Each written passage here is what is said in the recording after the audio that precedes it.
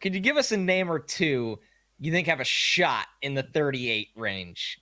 So next year we could run the audio again of you being right. Okay, well, I'm gonna give you four names, Deal. which I think is fair because we're doing pick 38. And like I was saying before, when you're looking at the pick, you can't really take a high school guy. If a high school guy's there, I mean, you can take a high school guy who fits there on talent. So maybe you could, but like you can't really push a high school down. So I think the odds are they're going to take a college player.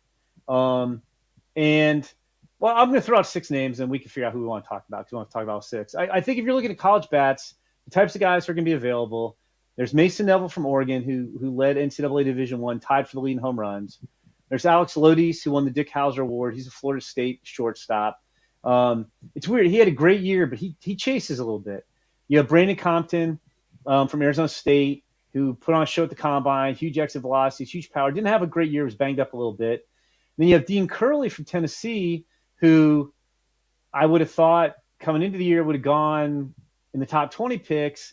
And he's a sophomore eligible. He had some defensive issues, so he wound up bouncing around from short to third to second, even DH some at Tennessee. But he might be a good buy low candidate. So those guys are probably the college bats type of guys will be around there. And then from a pitching standpoint, a couple guys who could get there. Although there's Riley Quick from Alabama, who's really interesting and he has good pitch metrics, but doesn't dominate as much as you'd like him to. I think somebody's going to take him before there, but I think he'd be interesting for the Mets if he got there.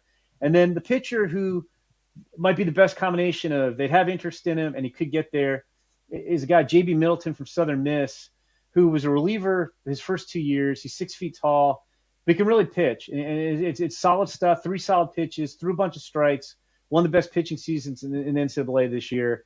So that's kind of the pool of players I think they'd be looking at.